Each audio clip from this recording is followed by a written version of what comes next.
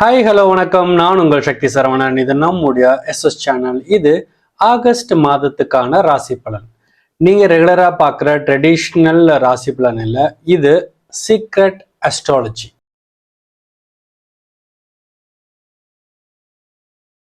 நம்ம வாழ்க்கை நம்ம கையில இருக்கா இல்லைன்னா நவ கிரகங்களோட கையில இருக்கா?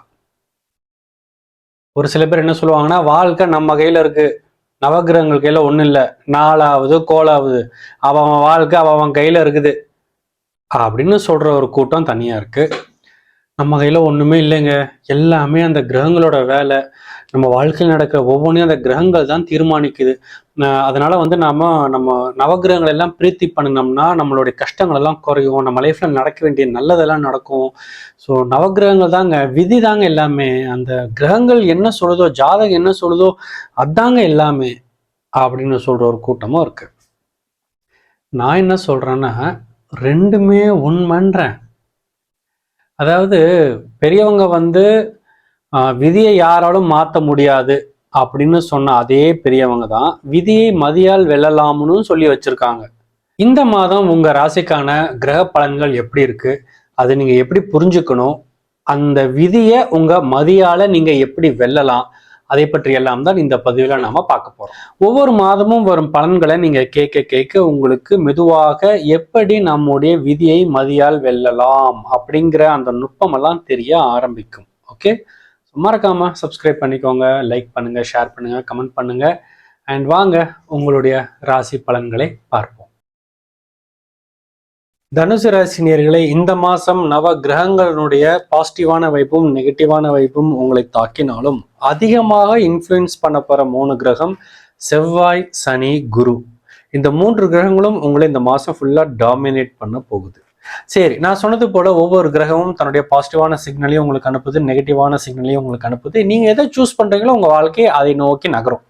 ஸோ அந்த வகையில செவ்வாயினுடைய பாசிட்டிவான சிக்னல் எல்லாம் என்ன அப்படின்னு பாத்தீங்கன்னா, பேச வேண்டியதை தெளிவா பேசணும் அப்படின்னு உங்களுக்கு தோண ஆரம்பிக்கும். உங்களுடைய ரிலேஷன்ஷிப்ல நீண்ட நாளா நீங்க அவாய்ட் பண்ணிட்டு இருந்த ஒரு விஷயத்த ஓப்பனா டிஸ்கஸ் பண்ணணும்னு தோணும். உங்களுக்கு பிசினஸ் பார்ட்னர்ஷிப்ல டேர்ம்ஸ் எல்லாம் கிளியர் பண்ணிக்கலாம்னு தோணும், பார்ட்னரை கூப்பிட்டு பேசணும்னு தோணும். வேலையில ஒரு ப்ராப்ளம் வந்துச்சுன்னா கம்ப்ளைண்ட் பண்ணாம அதுக்கு என்ன சொல்யூஷன் அப்படின்னு கண்டுபிடிக்கணும்னு தோணும். யாராவது பேசும்போது அவங்களோட பாயிண்ட்டை புஷ் பண்ணினாலும் கோபப்பட வேணாம், நம்மளோட பாயிண்ட்ல நம்ம ஸ்டடியா நிற்போம் அப்படின்னு உங்களுக்கே தோணும். இது எல்லாமே செவ்வாயினுடைய ஹையர் வைப்ரேஷன். எதுக்குமே டக்குன்னு ரியாக்ட் பண்ணாம நான் என்ன பாயிண்ட்ல நிக்கிறேன், என்னோட கருத்து என்ன அப்படின்னு சொல்றதுல உங்களுக்கு ஒரு ஃபோர்ஸ் உங்களுக்குள்ள இருக்கும். உங்க ராசிக்கு செவ்வாய் 7ஆம் இடத்துல இருப்பதால குறிப்பா ரிலேஷன்ஷிப்ல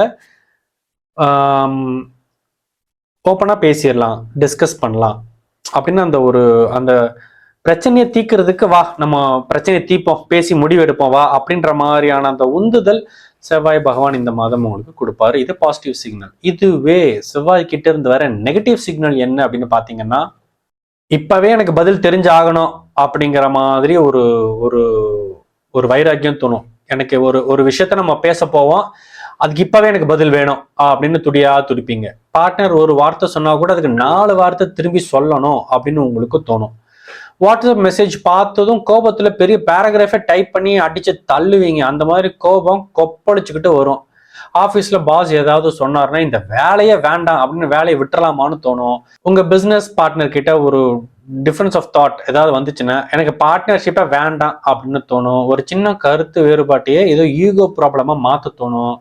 நான் ஏன்டா விட்டு கொடுக்கணும் அப்படின்லாம் தோணும். இது எல்லாமே செவ்வாயினுடைய லோவர் எக்ஸ்பிரஷன்.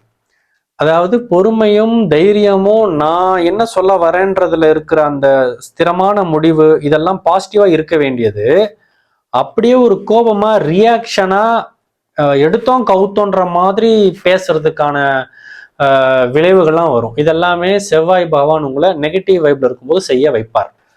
அடுத்து சனி பகவான் உங்க ராசிக்கு 4ஆம் இடத்துல இருக்காரு. சனி பகவானோட பாசிட்டிவான வைப், அந்த பாசிட்டிவான எக்ஸ்பிரஷன் என்னெல்லாம் உங்களுக்குள்ள எண்ணங்களை தூண்டும் என்றால் எல்லாத்தையும் உடனே மாற்றணும்னு அவசியம் இல்லை அப்படின்னு தோணும். பொறுமையா ரிலாக்ஸ்டா ஸ்டெப் பை ஸ்டெப்பா எல்லாம் மாத்தலாம் அப்படின்னு ஒரு நிதானம் உள்ளுக்குள்ள பிறக்கும். வேலையில பல விதத்துல இருந்து ப்ரெஷர் வந்தாலும் நீங்க நிதானமா ஒன்னொன்னா ஹேண்டில் பண்ணலான்னு நிதானமா அதை ஹேண்டில் பண்ண ஆரம்பிப்பீங்க. வீட்டில் ஒரு ரெஸ்பான்சிபிலிட்டி வந்தால் எஸ்கேப் ஆகிடாமல் அதை சரியாக மேனேஜ் பண்ணணும்னு உங்களுக்கு தோணும். பணம் கொஞ்சம் டைட்டாக இருந்தால் முந்தையெல்லாம் பரவாயில்லன்னு கிரெடிட் கார்டை ஸ்வைப் பண்ணுவீங்க, இல்லை கடன் வாங்குவீங்க. இப்போல்லாம் அப்படி இல்லாமல் ஷாப்பிங்கை குறைச்சிக்குவீங்க. கரெக்டான பட்ஜெட்டை போட்டு வாழணும் அப்படின்னு தோணும். ரிலேஷன்ஷிப்பில் ஒரு ப்ராப்ளம் வந்தாலும் ஒரே நாளில் முடிவெடுக்காமல் கொஞ்சம் டைம் கொடுக்கலாம் அப்படின்னு தோணும். இது எல்லாமே சனியோடைய பாசிட்டிவான வைப்ரேஷன்.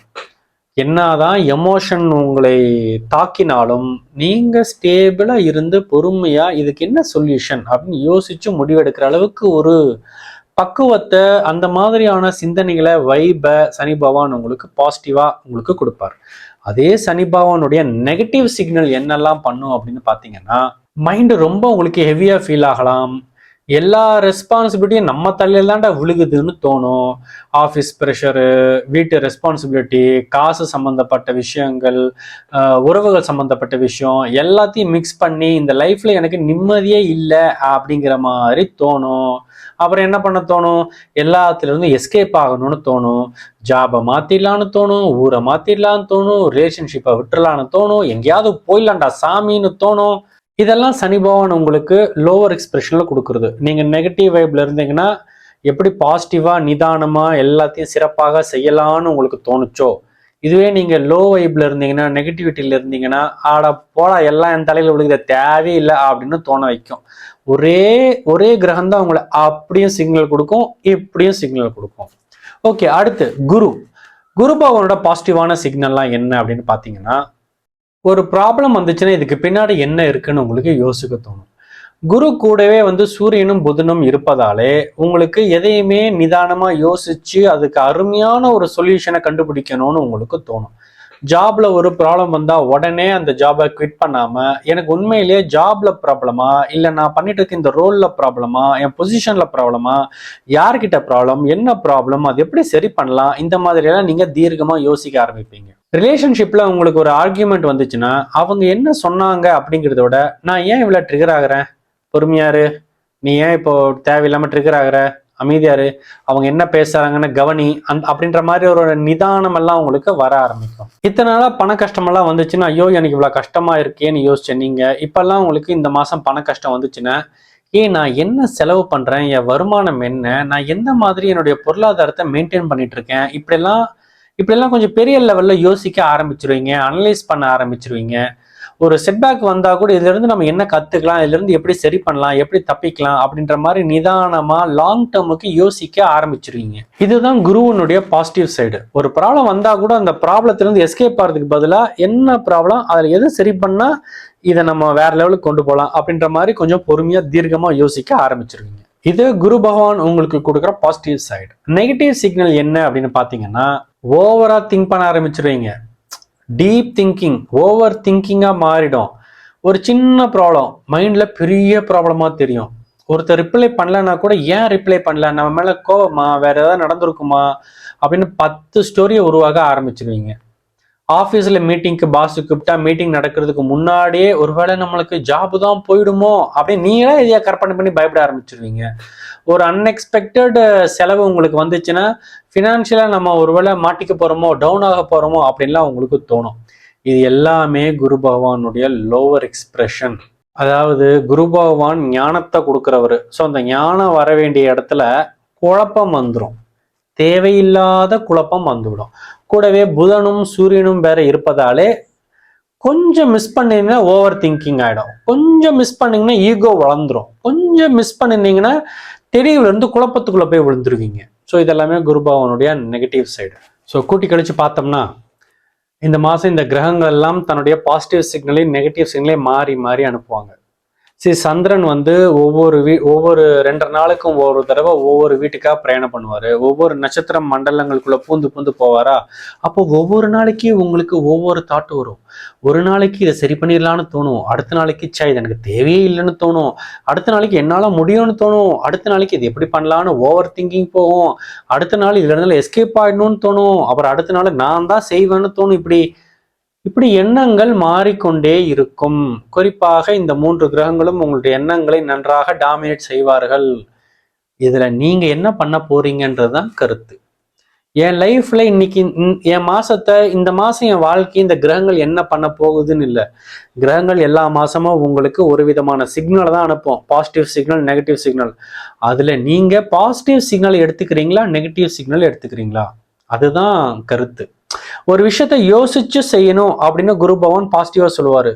அதே குரு பகவான் யோசி யோசி யோசி யோசி யோசிச்சுக்கினே இரு அப்படிம்பாரு. நீங்க ஒரு விஷயத்த யோசிச்சு டக்குன்னு செயல இறங்குறீங்களா, இல்லைன்னா யோசிச்சுக்கிட்டே உட்காந்துக்கிட்டே டைம் வேஸ்ட் பண்றீங்களா? நீங்க நீங்க பாசிட்டிவா எடுத்து செயல்படுறீங்களா, நெகட்டிவா எடுத்து உட்காந்துக்கிறீங்களா? நடக்க ஆரம்பிக்கிறீங்களா, உட்காந்துக்கிறீங்களா?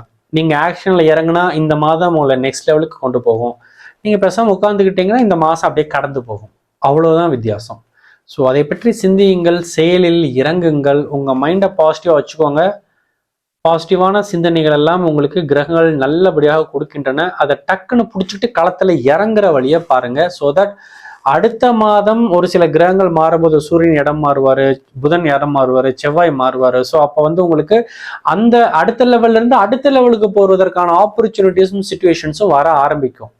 அப்படி இல்லாம நீங்க எதுவுமே பண்ணாம அப்படியே வெட்டியா உட்காந்துக்கிட்டீங்கன்னா அடுத்த அடுத்த மாதம் உங்களுக்கு வரப்போற ஒரு ஆப்பர்ச்சுனிட்டியை கூட உங்களால் டக்குன்னு கிராப் பண்ண முடியாது. ஸோ அந்த இடத்துக்கு நீங்க இருக்க மாட்டீங்க. ஸோ அதனால வந்து சிந்தித்து செயல்படுங்கள், அதுவே உங்கள் வெற்றிக்கு காரணம் என்று கூறி மீண்டும் அடுத்த மாதம் அடுத்த ராசி பலனில் வந்து உங்களை சந்திக்கின்றேன். பாய்.